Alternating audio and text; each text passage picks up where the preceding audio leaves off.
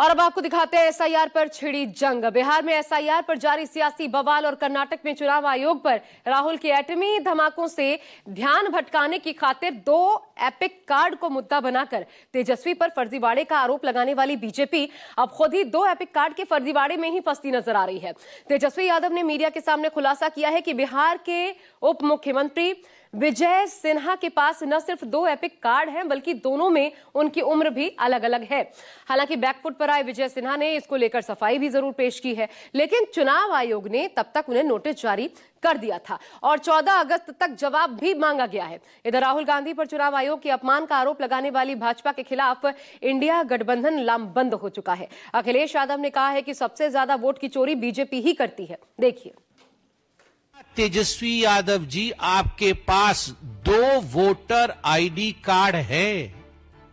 ये जघन्य अपराध, ये भारत के लोकतंत्र और चुनाव आयोग के साथ खिलवाड़ किसने किया है? तेजस्वी जी ने जो कुछ भी कहा कि वोटर लिस्ट में मेरा नाम नहीं, जबकि सच बिल्कुल ऐसा नहीं था। ये तथ्य सामने आया कि तेजस्वी जी के ही 2 वोटर आईडी हैं। अगर तेजस्वी जी के 2 वोटर आईडी हैं तो ऐसे में एसआईआर बहुत ही जरूरी हो जाता है और यह जांच करने की भी जरूरत है कि क्या जितने भी महागठबंधन या आरजेडी के वोटर्स हैं उनके पास एक से ज्यादा वोटर आईडी है। तेजस्वी यादव के 2 मतदाता कार्ड निकलने से राहुल गांधी जी के एटम बम का फ्यूज उड़ गया है। और क्योंकि बीजेपी एक्सपर्ट थी वोट बनाने में, वोट कटवाने में, और सबसे ज्यादा फर्जी वोट भी बीजेपी ने बनवाए। अगर तेजस्वी यादव के 2 मतदाता कार्ड हैं तो उनके कार्यकर्ताओं के तो 100 मतदाता कार्ड होंगे। वही प्रेजेंटर, वही राहुल वाला अंदाज। तेजस्वी ने खोल दिया बीजेपी के खोखलेपन का राज। जिन सवालों के साथ पिछले एक पखवाड़े से बीजेपी की पूरी पलटन तेजस्वी पर हमलावर थी, तेजस्वी ने वही सवाल बीजेपी के सामने उछाल दिया। उप मुख्यमंत्री विजय सिन्हा के पास 2 ईपीआईसी नंबर कैसे आए? ये सवाल बीजेपी और चुनाव आयोग के पाले में डाल दिया। फ्रंट फुट पर खेल रही बीजेपी की पूरी पलटन को बैक फुट पर धकेल दिया। दलील ये कि मामला सिर्फ 2 ईपीआईसी नंबर का नहीं है, बल्कि दोनों विधानसभा क्षेत्रों में विजय सिन्हा की उम्र भी अलग अलग है। क्या चुनाव आयोग देख रहा है आखिर ये फर्जीवाड़ा कौन कर रहा? के पास 2 ईपीआईसी नंबर है, वो भी 2 अलग अलग विधानसभा क्षेत्रों का।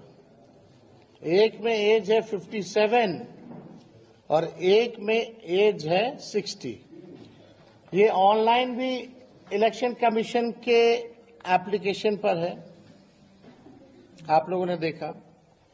जो वोटर लिस्ट जो नया मिला है, जो सभी पार्टियों को, जिला अध्यक्षों को दी गई है, जो सूची नहीं, ये उस सूची में भी है, दोनों अलग अलग विधानसभा क्षेत्रों में। तो अब इसमें कौन फर्जीवाड़ा कर रहा है, कौन नहीं कर रहा है, ये जो है लोगों को अब पता होना चाहिए। विजय सिन्हा के 2 ईपीआईसी कार्ड और दोनों में अलग अलग उम्र के फर्जीवाड़े का खुलासा होते ही बीजेपी की पूरी पलटन को सांप सूंघ गया। किसी से कुछ कहते नहीं बना। आखिरकार उप मुख्यमंत्री महोदय को सफाई के साथ खुद ही मीडिया के सामने हाजिर होना पड़ा। दलील ये कि पहले पूरा परिवार पटना के बांकीपुर में रहता था, लिहाजा वही नाम था। लेकिन 2024 के लोकसभा चुनाव में लखीसराय में नाम जुड़वा लिया गया। लेकिन तेजस्वी ने सवाल दागा कि अगर लखीसराय में नाम जुड़वाया तो बांकीपुर से हटवाया क्यों नहीं, और चुनाव आयोग को सही उम्र बताया क्यों नहीं? ये फर्जीवाड़ा बहुत बड़ा है। चुनाव चोरी का अंधेरा बहुत घना है। बांकीपुर में पूरे परिवार का नाम था। पटना में जब कदम कुआं में रहते थे, हम अप्रैल 2024 में अपना नाम लखीसराय विधानसभा में जोड़ने के लिए वहां पर फॉर्म भरा और यहां पर विलोपित करने का भी फॉर्म हम भरा था। उसी समय उसका ये कागज है। 24 में हमने लखीसराय में नाम जुड़वाने का फॉर्म भरा और विलोपित का फॉर्म उसी समय भरा गया, जिसका ये कागज है। देखिए, हम बार बार इस बात को हम कह रहे हैं कि लोकतंत्र और संविधान को बीजेपी खत्म कर रही है। और जब बीजेपी खुद से सामने आकर के लोकतंत्र और संविधान को खत्म नहीं कर पा रही है, तो इलेक्शन कमीशन को आगे करके लोकतंत्र को खत्म किया जा रहा है। एसआईआर बहुत बड़ा फर्जीवाड़ा है। ये बात हम लोगों ने कई बार जो है कहा है, कोर्ट में भी मामला है और हम लोग पूरे प्रमाण के साथ कोर्ट में भी अपनी बात को रखेंगे कि किस तरीके का फर्जीवाड़ा चल रहा है। अब इससे बड़ा उदाहरण क्या हो सकता है कि बिहार के उप मुख्यमंत्री का एसआईआर के बाद भी 2 जगह जो है वोटर लिस्ट में नाम है। तेजस्वी यादव के 2 ईपीआईसी नंबर सामने आते ही पटना से दिल्ली तक बीजेपी ने तूफान खड़ा कर दिया था। महागठबंधन और इंडिया गठबंधन को फर्जीवाड़े का मास्टरमाइंड बता दिया था। लेकिन जब उप मुख्यमंत्री का 2 वोटर आईडी कार्ड सामने आया तो बीजेपी में सन्नाटा छा गया। शेरो शायरी के जरिए काली रात की कहानी सुनाने वाले सारे नेताओं ने चुप्पी की चादर ओढ़ ली और अपने सहयोगियों को बीजेपी की रक्षा में लगा दिया। लेकिन बिहार कांग्रेस ने 2 टूक कहा कि यह फर्जीवाड़ा बर्दाश्त के काबिल नहीं है और उप मुख्यमंत्री को तुरंत इस्तीफा देना चाहिए। नारा ये कि वोट चोर गद्दी छोड़। पहली बात तो आरोप कौन लगा रहा है? यही चीज आज से 4 दिन पहले जब हम लोग उठा रहे थे कि भाई आपके पास 2 नंबर हैं तो सीधा ये तो इसकी गलती है, ये इसकी गलती है, इसमें हम क्या करें वो क्या करें, लीपापोती। भाई पहले आप अपनी चिंता कीजिए ना। अगर ऐसा कोई विषय आया है तो चुनाव आयोग उसको देखेगा।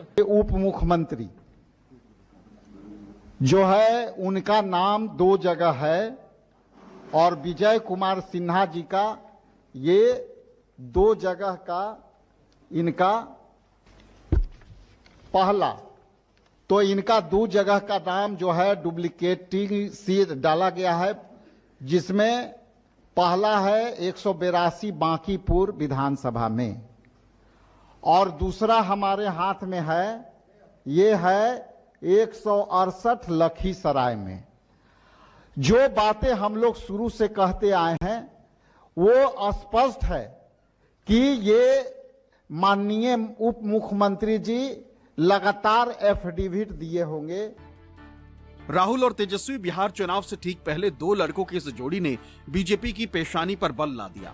चुनाव चोरी के खिलाफ बिहार बंद के दिन से ही दोनों की जुगलबंदी सत्ताधारी खेमे के टेंशन का सबब बन गई।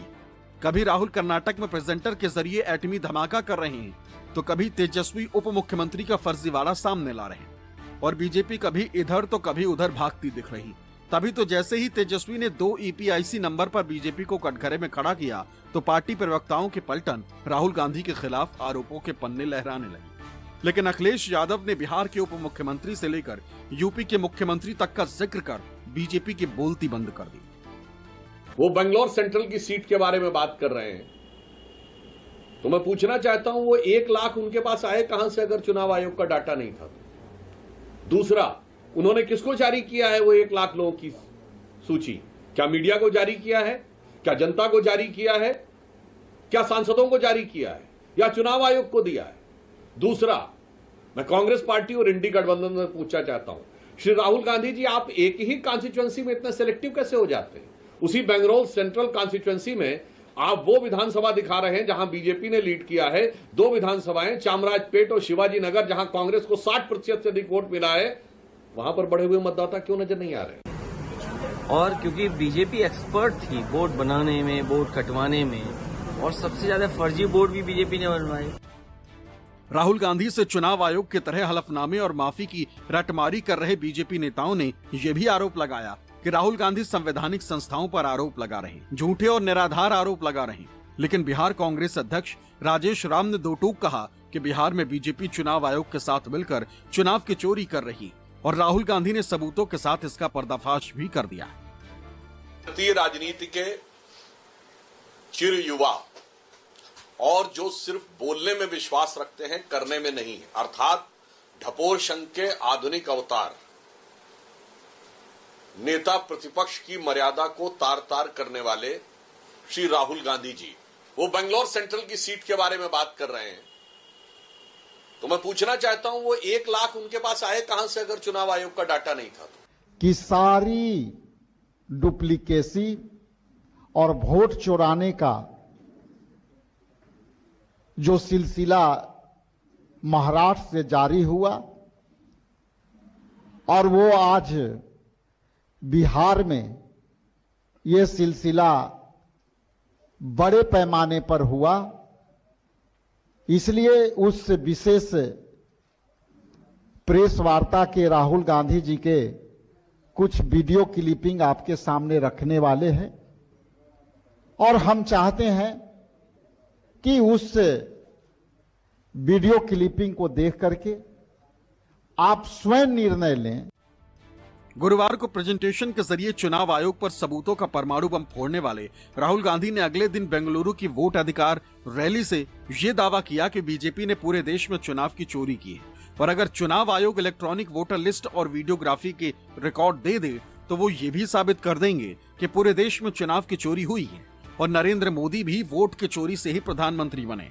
राहुल के इस दावे के बाद वाराणसी से पीएम मोदी के खिलाफ चुनाव लड़ने वाले यूपी कांग्रेस अध्यक्ष अजय राय ने वाराणसी से पीएम मोदी की जीत पर भी प्रश्न चिन्ह खड़ा कर दिया। पीएम मोदी पर वोट चोरी का इल्जाम जड़ दिया। हमारी मांग है कि इलेक्शन कमीशन हमें पूरी देश की इलेक्ट्रॉनिक वोटर लिस्ट दे, वीडियोग्राफी के रिकॉर्ड्स दे। अगर ये हमें देंगे तो हम ये साबित कर लेंगे कि सिर्फ एक सीट नहीं चोरी हुई है। याद रखिए, नरेंद्र मोदी 25 सीट की मार्जिन से प्रधानमंत्री हैं। अगर हमें इलेक्ट्रॉनिक डेटा मिल जाए, हम साबित कर देंगे कि हिंदुस्तान का प्रधानमंत्री चोरी करके प्रधानमंत्री बना है। निश्चित तौर से कांग्रेस पार्टी हमारी सड़क पर उतरी है और आम जनता अब जागरूक हो चुकी है, क्योंकि अब चोरी बेईमानी का जवाब हम सड़क पर उतर कर निश्चित देंगे।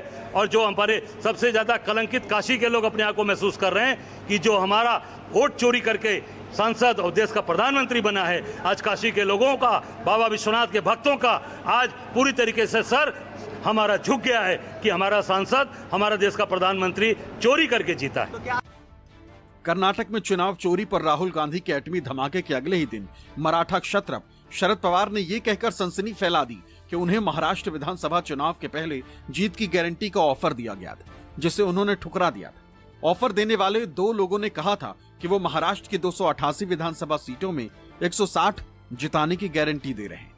शरद पवार के इस बयान के साथ ही महाराष्ट्र में महायुति की जीत को लेकर भी संदेह खड़े होने लगे। बीजेपी और उसकी सहयोगी राहुल और शरद पवार दोनों को निशाना बनाने लगे। विधानसभेच्या जागा आहेत आणि तुम्हाला 160 जागा निवडून येण्याची गॅरंटी देते। निवडणूक आयोग या संस्थेच्या संबंधी माझ्या मनात काही शंकेची स्थिती नव्हती आणि म्हणून असे लोक भेटत असतात, म्हणून त्यांच्याकडे त्यावेळी दुर्लक्ष केलं की इतक्या दिवसानंतर पवार साहेबांना राहुल गांधींना भेटल्यावरच हे ती आठवण का आली। इतके दिवस ते बोलले नाहीत आणि आज अचानक बोलले। राहुल गांधी ज्याप्रमाणे सलीम जावेदच्या कहाण्या तयार करून त्यांच्या स्क्रिप्टवर त्या ठिकाणी रोज नवीन कपोलकल्पित कहाण्या सांगतायत, तशा प्रकारची अवस्था पवार साहेबांची तर झाली नाही ना। बिल्कुल, हम ये पहले से ही कहते आए हैं, बहुत दिनों से कह रहे हैं, और ये हम सिर्फ हारने के बाद नहीं तो लोकसभा में जो हमारा परफॉर्मेंस रहा उसके बाद भी हमने कहा है कि देश भर में कहीं ना कहीं वोटों की चोरी हुई है। कहीं ना कहीं चुनाव आयोग जो है वो भाजपा के कार्यालय से ही चलता है, भाजपा के दफ्तर से चलता है। राहुल गांधी जी ने जो दिखाया है वो सिर्फ हवा में बात नहीं कही है, वोट की चोरी को पकड़ा है।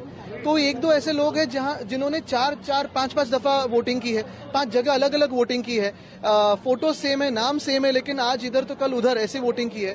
तो मुझे लगता है कि चुनाव आयोग चुनौती देने से बदले एक काम करे कि चलो डिबेट करते हैं राहुल गांधी जी से। पूरा चुनाव आयोग आए, राहुल गांधी जी अकेले खड़े रहेंगे और डिबेट करेंगे। जो हम बता रहे हैं वो सही है गलत ये तो पता है, क्योंकि जो भी हमें इन्फॉर्मेशन मिली है उन्हीं के वेबसाइट से मिली है। तो क्या उनका वेबसाइट गलत है, रिकॉर्ड गलत है? आज जो हम 2025 में है, एआई के दिनों में इनको सीसीटीवी फुटेज ये करना है, नष्ट करना है, तो कैसी बात चल रही है? शरद पवार जी एक दिग्गज नेता है, हमें बताइए कि 2 लोग आते हैं उनको मिलने, वो नाम तक नहीं लेते हैं, पता तक नहीं लेते हैं और उनको भेजते हैं राहुल गांधी के पास, और राहुल गांधी फिर बोलते हैं कि हार जीत ये दो लोगों ने तय किया। मैं पूछना चाहती हूँ, क्या ये कोई फिल्म का स्क्रिप्ट है? प्रजातंत्र लोकतंत्र की विशेषता ये है कि इलेक्शन कमीशन अपना काम करती है। इलेक्टोरल रिस्क में देखते हैं कि जो बोगस वोटर्स हैं वो न आके वोट करें और ज्यादा से ज्यादा फर्स्ट टाइम वोटर्स और वोटर्स भारी संख्या में बाहर आए। आपने उनके ऊपर प्रश्न चिन्ह किया तो समझ लीजिए आपके पास कोई भी टकरार है या कोई भी कंप्लेंट है तो आपको आदरणीय कोर्ट में जाना पड़ेगा या फिर इलेक्शन कमीशन के पास। आप वो सब काम न करते हुए एक फिल्म स्क्रिप्ट जैसे लग रहा है। राहुल गांधी जी ने जो दिखाया है वो सिर्फ हवा में बात नहीं कही है, वोट की चोरी को पकड़ा है। तो एक दो ऐसे लोग हैं जिन्होंने चार पांच दफा वोटिंग की है, 5 जगह अलग अलग वोटिंग की है, फोटो सेम है, नाम सेम है, लेकिन आज इधर तो कल उधर ऐसे वोटिंग की है। तो मुझे लगता है कि चुनाव आयोग चुनौती देने से बदले एक काम करें कि चलो डिबेट करते हैं राहुल गांधी जी से। पूरा चुनाव आयोग है, राहुल गांधी जी अकेले खड़े रहेंगे और डिबेट करेंगे। जो हम बता रहे हैं वो सही है गलत ये तो पता है, क्योंकि जो भी हमें इन्फॉर्मेशन मिली है उन्हीं की वेबसाइट से मिली है। तो क्या उनका वेबसाइट गलत है, रिकॉर्ड गलत है? आज जो हम 2025 में है, एआई के दिनों में इनको सीसीटीवी फुटेज ये करना है, नष्ट करना है, तो कैसी बात चल रही है? हमारा देश और हमारे देश की संविधान और हमारे देश की लोकतंत्र खतरे में है। ना सिर्फ देश के लोग जानते हैं लेकिन दुनिया भर अभी जानने लगे। तो ये तो चुनाव आयोग ने इसमें बयान देना चाहिए। भारतीय जनता पार्टी बौखलाहट में है और हमारा बयान लेके क्या करना है। आपसे भी अनुरोध है सब माध्यमों से कि जाके चुनाव आयोग का क्या कहना है इसको अंदर जाके उसको खोज के लेके। कथित चुनाव चोरी के खिलाफ इंडिया गठबंधन का नैरेटिव फिलहाल पूरे देश में गूंज रहा है। संसद से सड़क तक इंडिया गठबंधन के लोग चुनाव चोरी का मुद्दा उठा रहे हैं और सुप्रीम कोर्ट में भी इस मुद्दे पर सुनवाई होने वाली। लेकिन राहुल और तेजस्वी कुछ ही दिनों के भीतर बिहार की सड़कों पर दिखेंगे। एसआईआर के खिलाफ बिहार में फिर वैसी ही जुगलबंदी दिखने वाली है जैसे बिहार बंद के दिन दिखी थी। सौरभ कुमार, पटना।